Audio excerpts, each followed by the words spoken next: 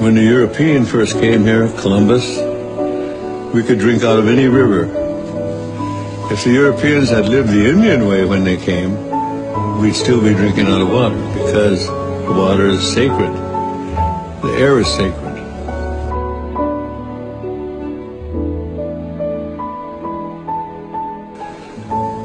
Our DNA is made of the same DNA as the tree.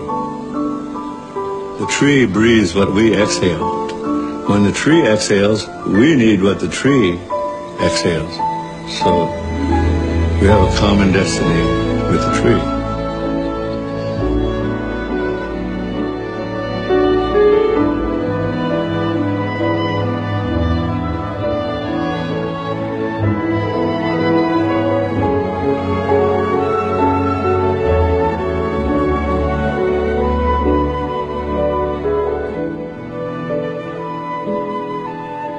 We are all from the earth. And when the earth, the water, the atmosphere is corrupted, then it will create its own reaction. Mother is reacting.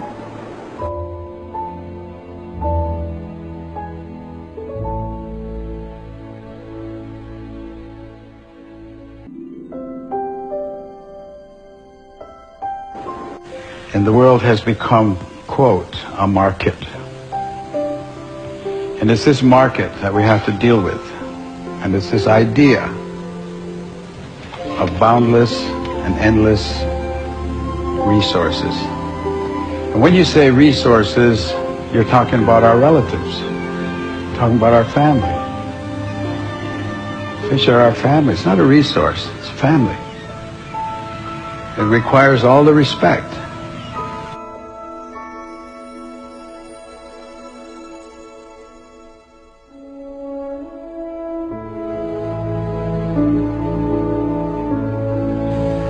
The structure of the world itself is such.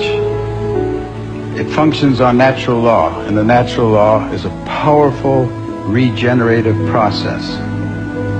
There's a process of regeneration that continues and grows and is endless. It's absolutely endless if everyone agrees to the law and follows the law. But if you challenge the law, and you think you're going to change the law, then you're bound to failure. And in that failure will be a lot of pain, because the natural law has no mercy. It is only the law.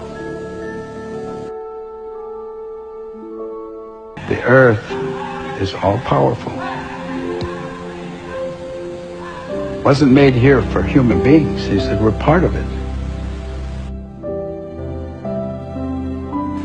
But we don't have to be here, because the earth has its own process.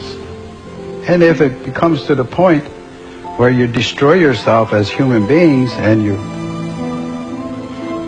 destroy life and finally leave this earth, the earth's not going to disappear. There's not going to be an end of the world. That's really a very interesting concept to us. No, the world won't end. People's life on it will. So it's not the end of the world you're talking about, it's the end of us. And the world, no matter what damage you think you've done to it, will regenerate, will re-green, will redo everything that was here at one time, except there won't be any people. Because it's got all the time in the world.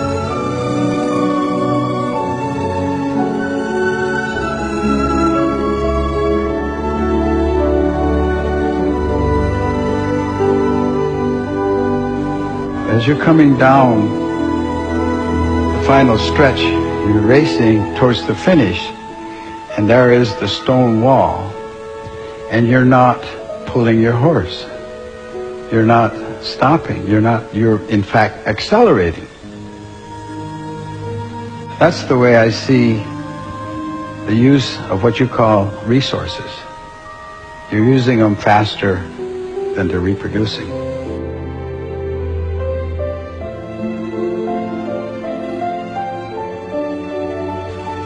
and you're headed towards that disaster, and none of you are pulling your horse.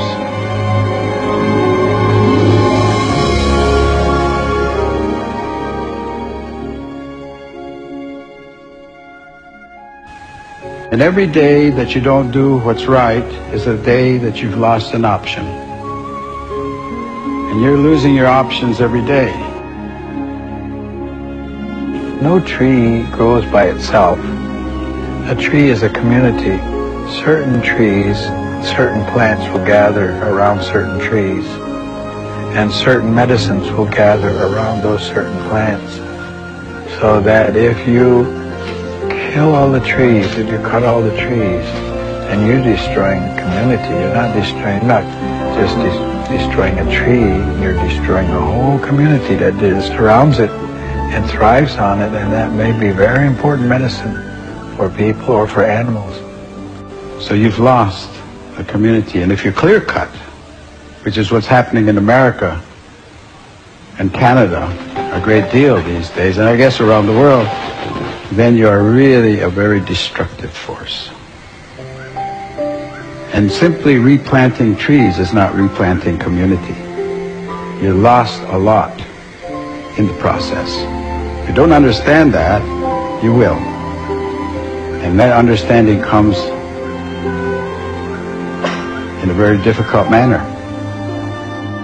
That of the 100 dominant economic units in the world today, 100 largest economic units, and that's the word they used, was units.